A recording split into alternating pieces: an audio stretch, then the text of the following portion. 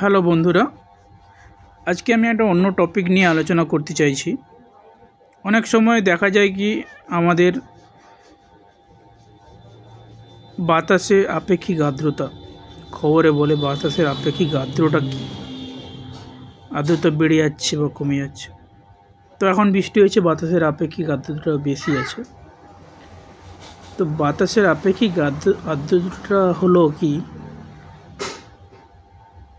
একটা জিনিস আছে যেটা হচ্ছে ওয়াটার ভেপার। মানে ওয়াটার যেরকমভাবে আস্তে আস্তে ভেপারে পরিণত হয়, ঠিক আছে, সেটা কিসে থাকে? ময়েশ্চার মানে হচ্ছে যেটার মধ্যে হাওয়া থাকে আর ছোটো ছোটো জলকণা বা ছোটো ছোটো জলকণা থাকে। সেই ওয়াটার ভেপার একটা নির্দিষ্ট ভলিউমে, মানে নির্দিষ্ট আয়তনে একটা ওয়াটার ভেপারের মধ্যে ওয়াটার ভেপার কত থাকে, মানে তার মাসটা মানে ভরটা কত থাকে।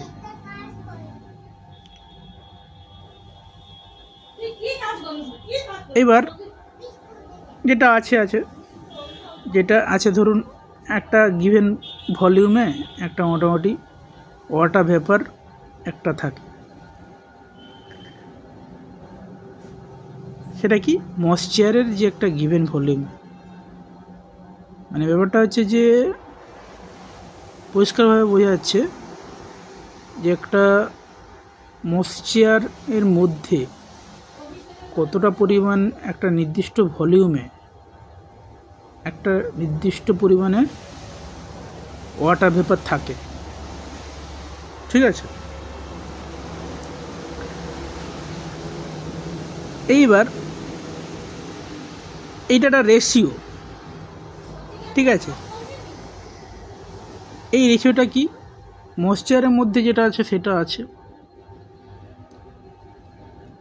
আবার এই যে ওয়াটার ভেপারটা স্যাচুরেটেড এয়ারের মধ্যে যতটা থাকে, অ্যাকচুয়ালি ময়েশ্চারের মধ্যে যতটা থাকবে আবার স্যাচুরেটেড এয়ারের মধ্যে যতটা থাকবে।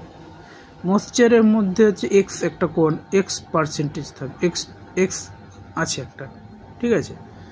আবার ধরো স্যাচুরেটেড এয়ারের মধ্যে এক্স পরিমাণ হচ্ছে ওয়াটার ভেপার আছে।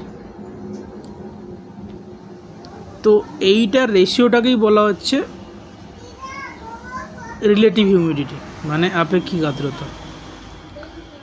কিন্তু এটা একটা নির্দিষ্ট টেম্পারেচারে হবে, মানে ওর টেম্পারেচারে ময়েশ্চারে যে ওয়াটার ভেপারটা ছিল, মানে মাস অফ ওয়াটার ভেপারটা, আর স্যাচুরেটেড এয়ারের মধ্যে যে মাস অফ ওয়াটার ভেপারটা ছিল সেটারও যেরকম টেম্পারেচারে ছিল, আর স্যাচুরেটেড এয়ারেও যেরকম সেই টেম্পারেচার ছিল, সেই একই টেম্পারেচার রাখতে হবে, সেটা রেশিও করতে হবে। শুধু টেম্পারেচার নয়, সেক্ষেত্রে প্রেশারটাও একই রাখতে হবে। মানে হচ্ছে একই প্রেশার আর একই টেম্পারেচারে, এটাকে যদি সংক্ষিপ্ত করে বলা যায়, একই প্রেশার আর একই টেম্পারেচারে একটা ওয়াটার ভেপার, একটা ময়েশ্চারের একটা ওয়াটার ভেপার মাস একটা ময়েশ্চারের মধ্যে যত থাকে, ঠিক আছে। আর একটা হচ্ছে স্যাচুরেটেড এয়ারের মধ্যে ওয়াটার ভেপার কত থাকে, সেটার রেশিওটাকেই বলা হচ্ছে রিলেটিভ হিউমিডিটি।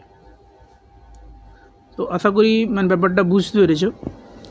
এটাকে আরএইচ হিসাবে বলা হয় সংক্ষেপে। তো এটা সম্পর্কে আরও কিছু যদি জানার থাকে আমাকে বলবেন। আমি অ্যাকচুয়ালি এগুলো নিয়ে অনেক কাজ করেছি,